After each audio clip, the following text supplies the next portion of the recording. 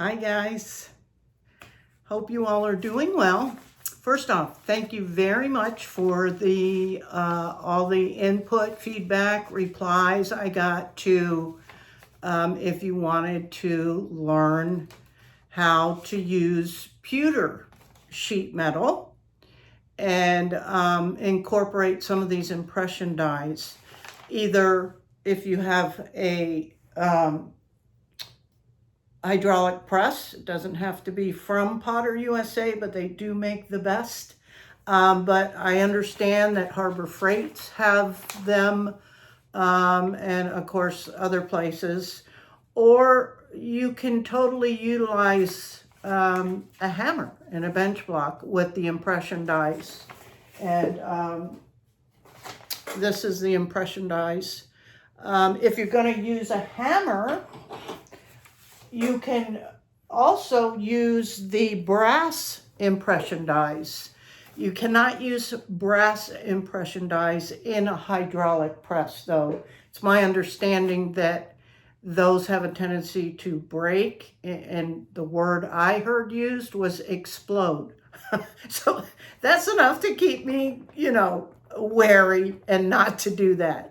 But so that's what we're going to do today. We're going to start out real basic because as I'm learning and as I was preparing, there's a huge learning curve in this craft as well. So don't think it's going to be, super easy. Now this first part is very simple, especially if you're going to compare the hardness of the different metals.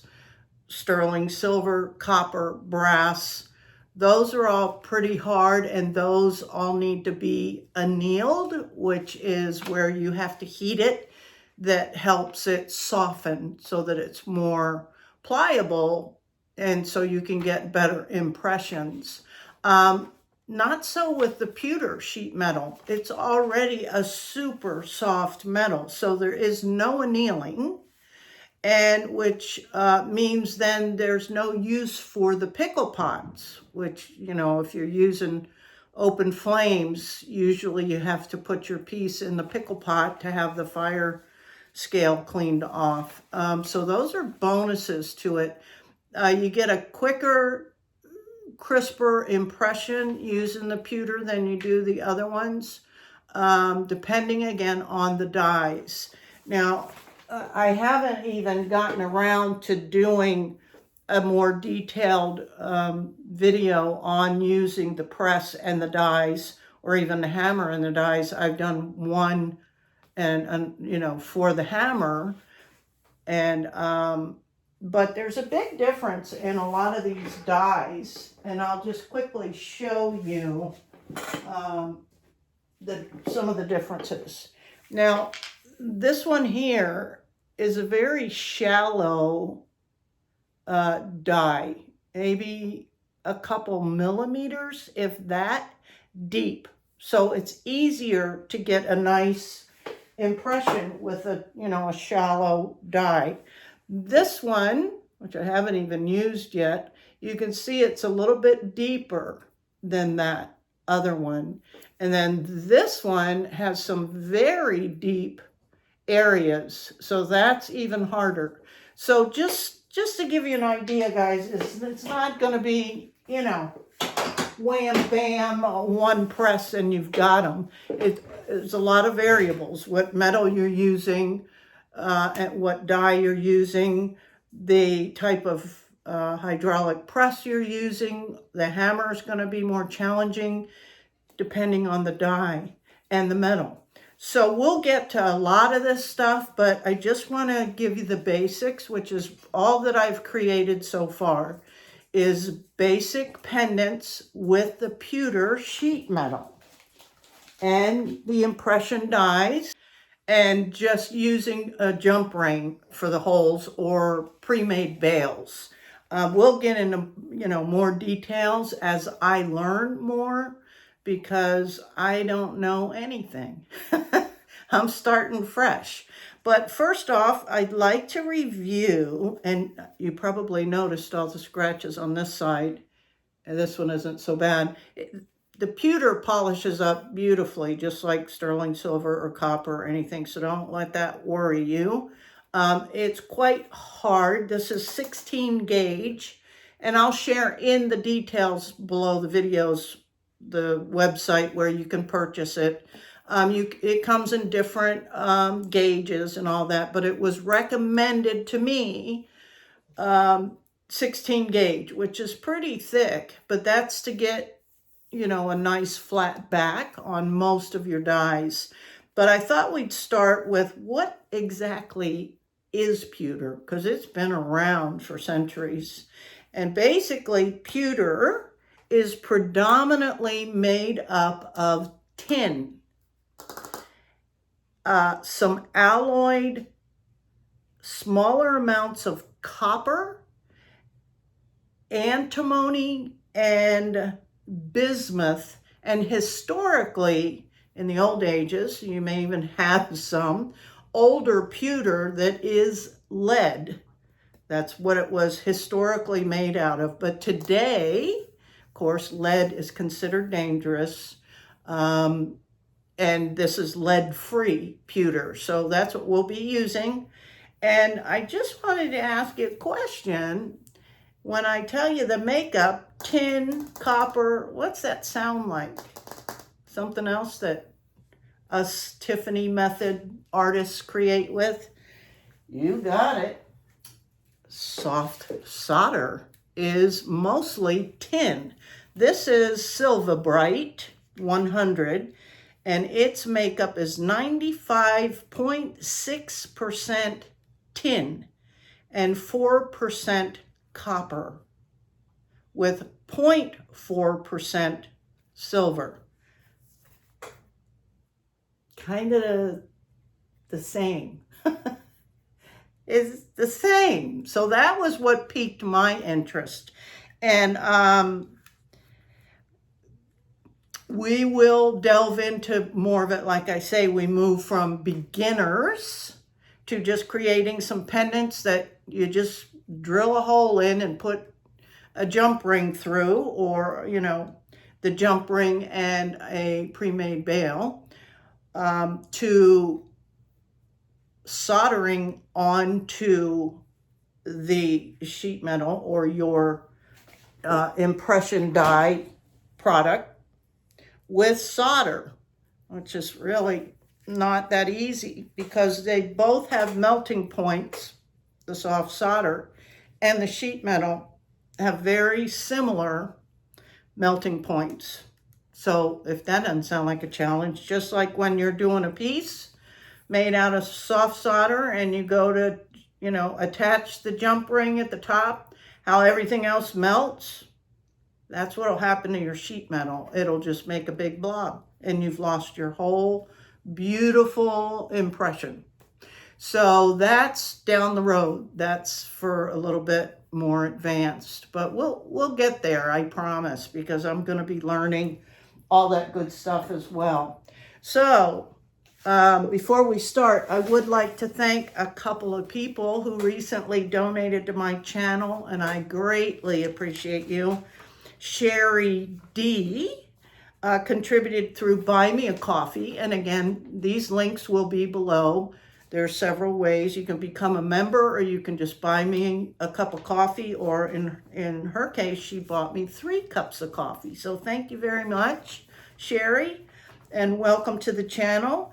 And then Wildflower Zen, I love that, donated through the Super Thanks through YouTube, which is along those buttons along the bottom underneath the videos. So thank you, thank you, thank you, you guys. I appreciate you, and I'm always available to answer any questions or brainstorm with you or whatever the case may be, just to say hi. You can reach me through my social media accounts, and they'll also be listed below, as well as the tools and supplies that we'll be using today. So with that, we're going to turn around, get to the bench, and get started.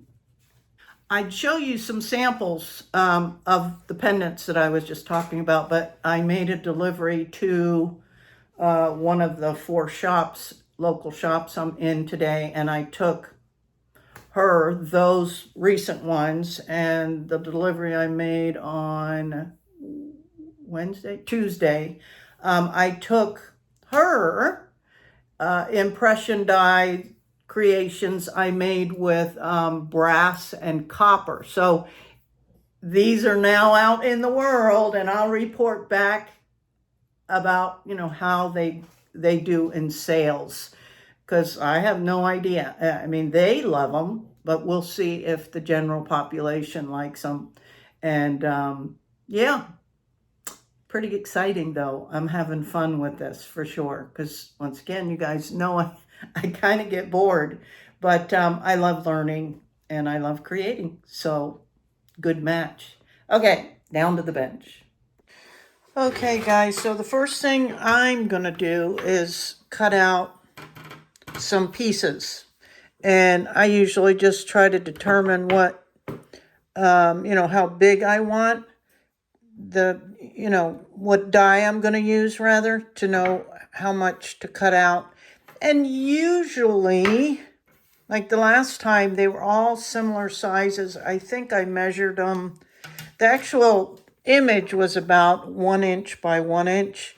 So I measured out and gave a little extra, like 1 and I don't know what those are, but not quite a quarter, not quite 1 1/4, but a little under. I'm bad with fractions. I know I've told you that before. But these dies, and I've selected these because they're pretty shallow. So these dies at their widest is a little over 1 inch wide by about 1 in that fraction. 1 1/8, maybe. So I'm going to, give a couple of millimeters extra. And this one's real small. This one is only, let's see, 1 inch long by almost 3/4 of an inch.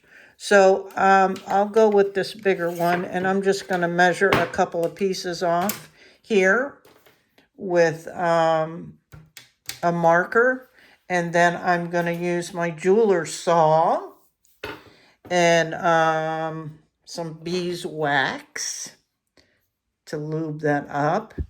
And it is like a butter cutting through this compared to any of the other metals, whether it was silver or brass or copper. This goes through really easy. So this is really good to practice on. I will say, you guys, this is not cheap either, but for comparison, like, let's see, that comes, the least you can get is a 6 inch by 12 inch sheet of 16 gauge. And I think it was $52. But for comparison, let me show you what silver would be. So this is 24 gauge, lots thinner. This is 16. This is 24. And for just this size of sterling silver was $100. So, yeah, for this size sheet in sterling silver would cost in half the size, half the gauge would cost, oh my gosh, 1, 2, 3, about $400 or $500 for this size in sterling silver. So big difference, just for comparison. It's fun to compare. And copper is on its way up as well, as is all other metals, really. So this, for me, is a good alternative for certain projects. Obviously you can't really set a stone with a bezel in pewter. Absolutely, I haven't figured that out yet. I've seen some artists doing it, but I haven't figured out how they're doing it yet. Yeah, so that's, I'd say, an expertise. Expert level, which, you know, I'm in kindergarten here, preschool, guys. Okay, so I'm going to mark a few measurements off to do these two little dies, and I'll be back.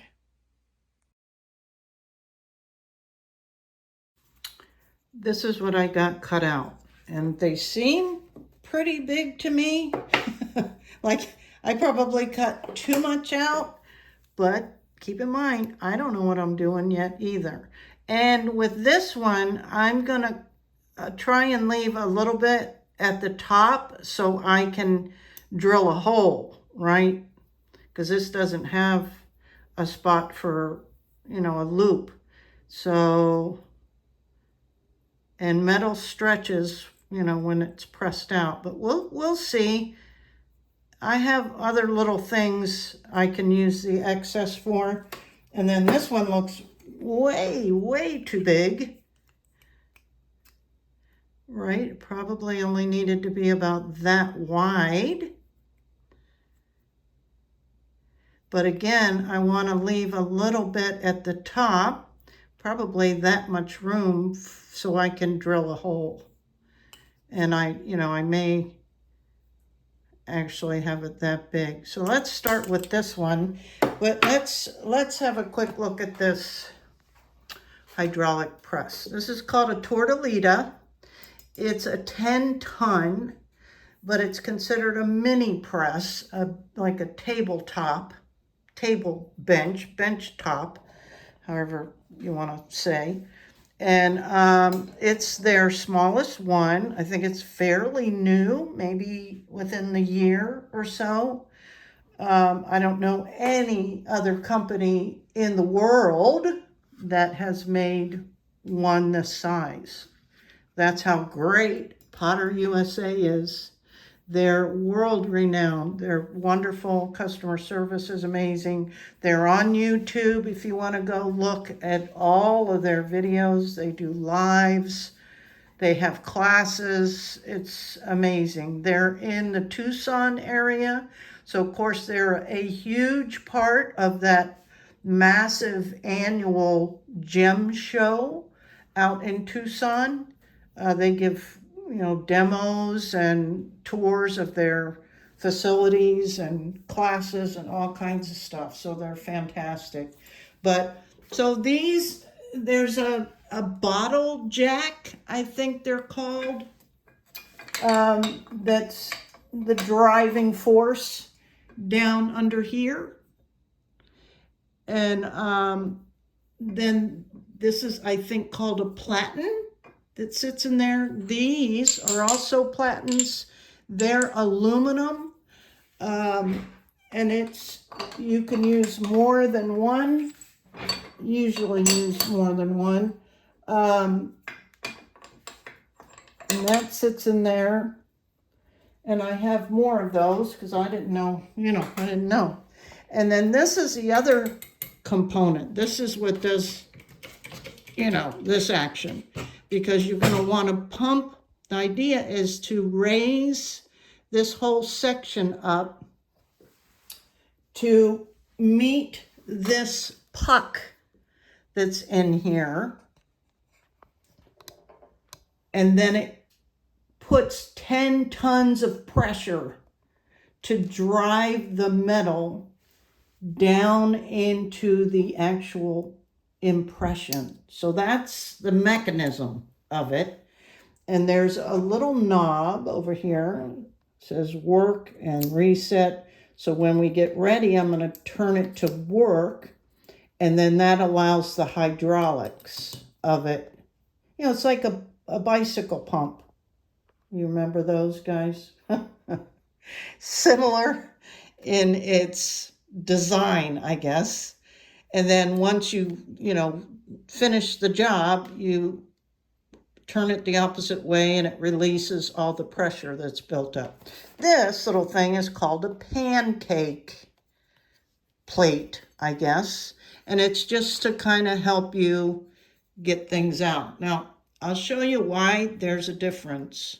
Sometimes you use it, sometimes you don't. See how little space there is left in between where the die is, right? So if you put your metal on there, there's no room for your urethane, which you have to have something on top to, you know, help. So I'm gonna pull this extra one out of here, and I'm gonna use this little pancake thingy plate, and I'm gonna position the metal. And again, this is pewter, so we're not gonna anneal the metal. I know this is probably gonna be kind of a long video, but sorry. That's just the way it is because I'm doing a lot of talking. So I'm gonna position it on there, put a piece of urethane. And again, I don't know if it's better to use a smaller one the first time. This may only really need one pressing because I think I mentioned in the beginning that some of the pieces I already did. Some I pressed way too much. Others I had to do more than I expected. So I'm still learning. And then we're gonna put this up in here. And the key is to have this puck, your work, centered as best as you can see. We're getting a close-up. In fact, I'm gonna bring even closer. Okay, so what I just said is I'm turning that little knob on the little bicycle pump, the hydraulics of it, and putting it to work, and it'll average about 30 of these pumps, and you'll get to see this whole thing move and that puck come down.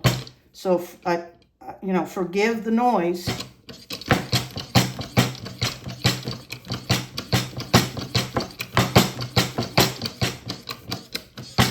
Okay, I can feel that it's there, and you just pump it until you kind of can't pump it anymore, or at least it's a gauge, and then release it, and we'll see what we have with the first press.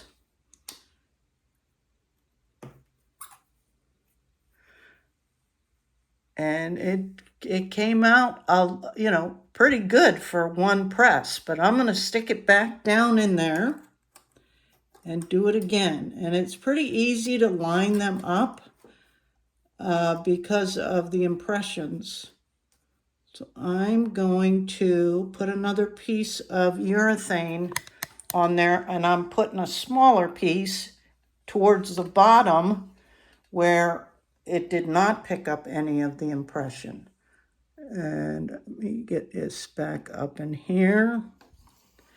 And I have to push it back further because I want the center of force to be in the center of, you know, where the puck is. Okay, I'm gonna close this again and do this again.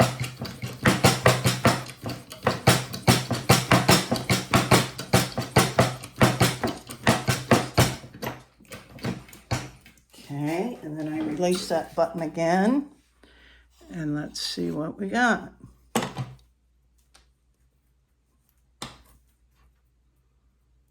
Wow, that's pretty good, but I actually want to get a little more around here. So I'm going to do, hopefully, one more should do it, and move that urethane. And hope I got it in there good.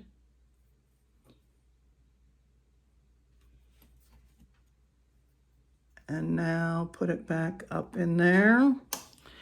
Remembering to have that centered. Okay, this will probably be the last time for this one because it's such a shallow die.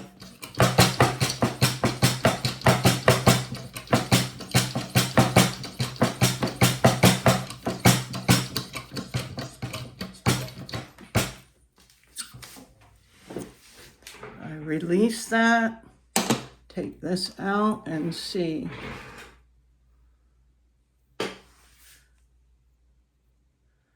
Okay, that's a pretty good impression right there.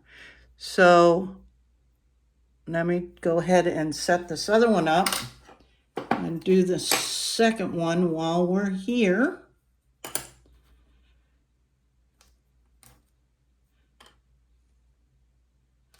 I'll use this smaller one, or maybe I should use, like I say, I'm still learning, guys, so I apologize if this seems like I'm clueless.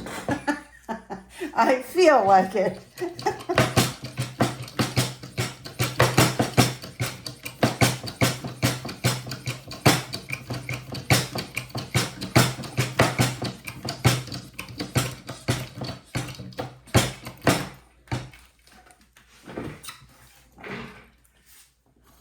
And I think I'm going to go ahead and press this. I'm going to move that urethane and press it again before I even look at it.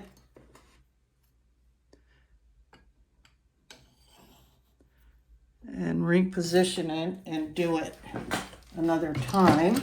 Just based on what happened with this one. Because this one's even deeper, but there's less detail. All that matters.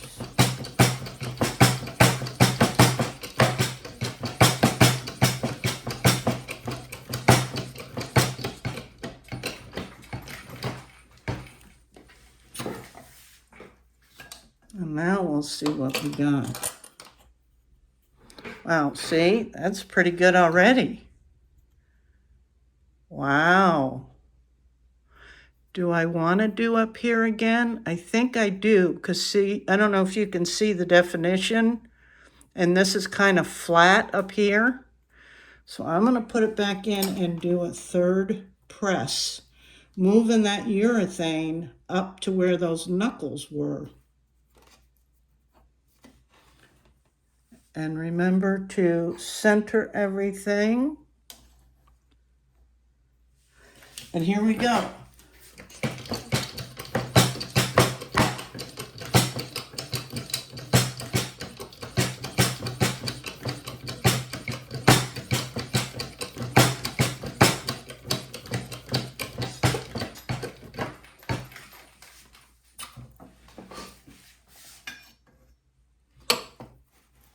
And usually you can get an idea, oops, because this is the back. So usually you can tell how things are going before you even take this out. So yes, so that was a good call because these are now more rounded. Okay, cool. So let me go back over to the other bench and we'll talk about what I'm going to do next. Okay, so I'm just going to take a little Sharpie and figure out, where I want the bail. I'll show you one I did in brass, and I think I did a video on this. See how I ended up leaving some metal at the top and just punched a hole in it? That's what I'm going to do on this one. So just kind of find the center. And then when I cut it out or saw it out, I'll do that. And same thing. I don't know if I'm going to do, I think I'm going to just maybe get a template. Well, I'll mark where I want the bail or the hole like I'm going to do. And then maybe get a template and do either an oval. And I might do some texturing around the whole fist. I don't know, we'll see, because you can see where it's been pressed, how there's some texture there. I did one in copper, and then I did soft soldering around it, around the frame, and I did one in brass that I made kind of square and did stamped soft soldering, but they're all in the shop now. I can't show you that. So let me just figure out and mark where I want these holes, and then I'll figure out, the shape I want to get. So I'm going to go back over to, well, it's here, but to my bench pin and my jeweler's saw. And I'm going to use my jeweler's saw to cut around these edges. I need to start putting my initials somewhere on these pieces, but that will come after I figure this stuff out. Or I could always just put one of those cool little plates on there like I recently figured out. Okay, let me saw these out, okay? And here's this one. And yes, I could have made this piece smaller, but I can use these for other things. I'll show you. Same with this one. Here's a pretty good chunk right here that I'll be able to use in something else. I wasn't quite sure what I wanted to do with this. I may trim it off more like I did with this little one and make kind of a little U or a little hump up here. I wasn't sure. So I figured I'd take off less in case I change my mind. Because you can't add metal back, right? So, like I mentioned, the cleanup, the filing, the sanding, the polishing for pewter is all way, way, way quicker, way less intensive because it's such a soft metal. So you'll be amazed. But like I said, I think I'm gonna do, I don't know. Let me think about what texture I want to put on here. Cool. Okay, and then this is a center hole punch, I think it's called. You just put it where you want it and give it a little click. It just makes a little indentation so your drill bit can get started. So I already did that on these. And now I am going to do some filing. And I'll return.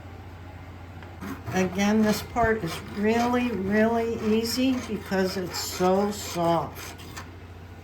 It doesn't take any time at all. And I have this catch pan down here to catch everything. And you're gonna hear some conversation as we go along about that pewter is not a friend of sterling silver.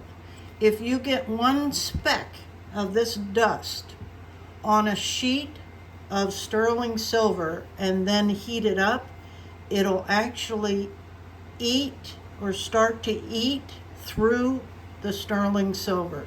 So a lot of silversmith professionals will not even let you in their studio if you've been working with pewter because, you know, it's their enemy. So you do have to be mindful, and they'll recommend that you keep everything separate, from your tools to your soldering station to your dies even. Like for me to use these dies with pewter, they would not recommend that I then turn around and use a sheet of sterling silver in those dies because it could ruin the sterling silver. That's a whole nother conversation, and I'll leave it up to you guys to research that as well. Okay guys, so for moving forward, because this is already pretty long, and I don't want to, you know, spend time on doing stuff that we already know how to do, or that I have videos that you can go back and look at how to do it. But what I'm going to do next is drill the holes in these two pieces. And I bought some cool little bits because I got tired of using the old ones I had for my Dremel type tool. This is a cordless. So when these came, and of course when I ordered them, I wasn't thinking about the diameter of the shaft part. And luckily for me, I have a flex shaft, and it will fit in the flex shaft. But if you don't have a flex shaft, one of these, and you only have a rotary, don't know if you've run into this where you'll get different, mandrel type accessories and they don't fit. You just need to find a different collet, if that's how you pronounce it correct, this piece, because this piece comes off. And I'll try to remember to list this little kit. It's a different collet, however you pronounce it, with these, whatever these are called. I'm sorry. Part of the situation, that's all I know. But you see the openings, right? It's so that they can accept different size tools. So yeah, it took me a while to figure that out. So you can buy those, and like I say, I will try to remember. This is the standard one that has kind of this opening that comes with your tool. This is a different one that has all of these that can accept really small little mandrels. So that's just an alternative. Other than that, I'm going to move ahead. I'm going to go ahead and drill the holes in here. And again, because this is super soft metal, it'll go like that. There will be no struggle. You'll be shocked. In fact, the only thing I can say is don't press too hard, because it will go so quick that you'll go right through whatever your bench pin or a piece of wood or whatever you're using. So I just wanted to cover that. And then I'm going to move on to all of the polishing.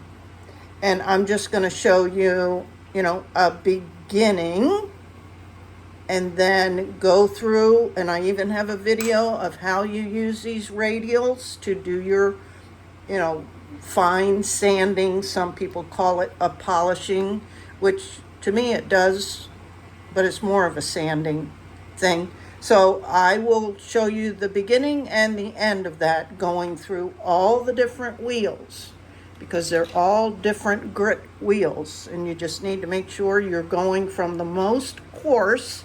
And sometimes you don't need to even start with the most coarse. You can do mid-range or slightly coarse or whatever. It depends on if there's deep cracks. I'm sorry, not cracks. Scratches or whatever. Imperfections that you want to get off. So go check out that other video. I'm not going to waste time on this one. It's already going to be really long. So that's what I'm going to do.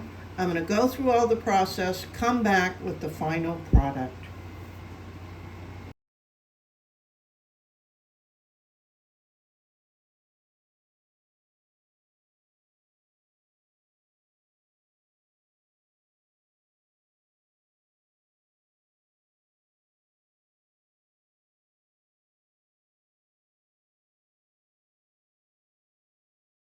And here we go.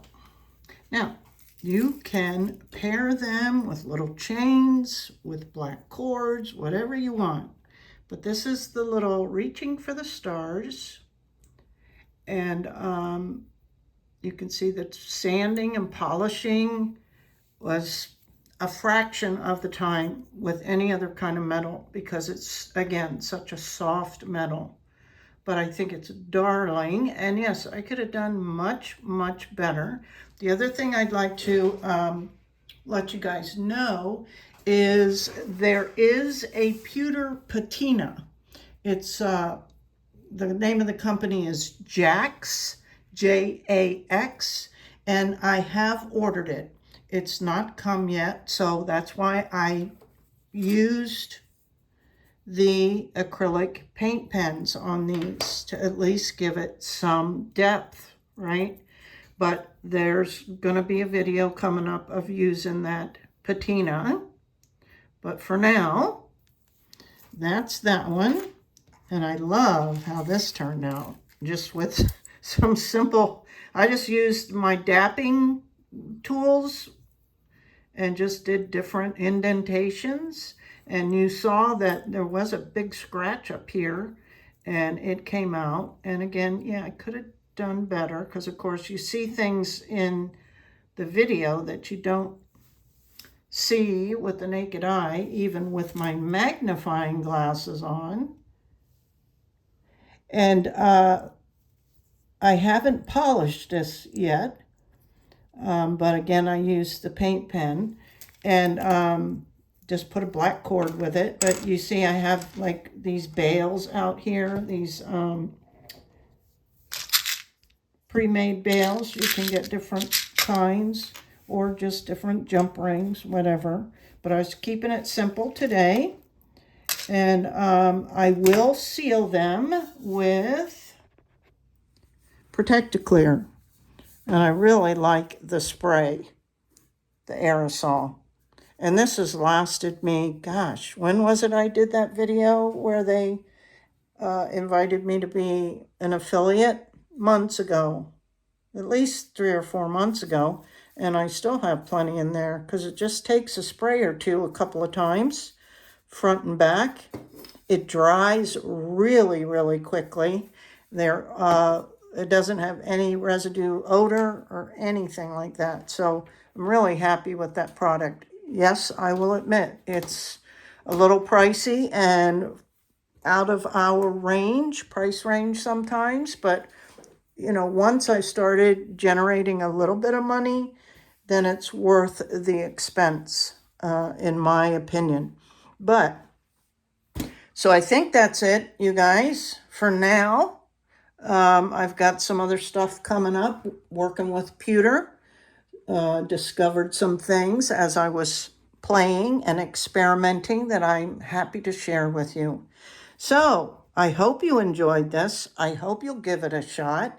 And once again, check the links below for all the products in here, tools and supplies, where I ordered the sheet metal and all that stuff. As well as if you'd like to support my channel financially, that would be awesome. But I appreciate your comments, your likes, your shares. All of that matters and helps build my channel so that I can keep experimenting with things and bring it to you. So that's it for today, guys. I hope you enjoyed it. And until next time, bye.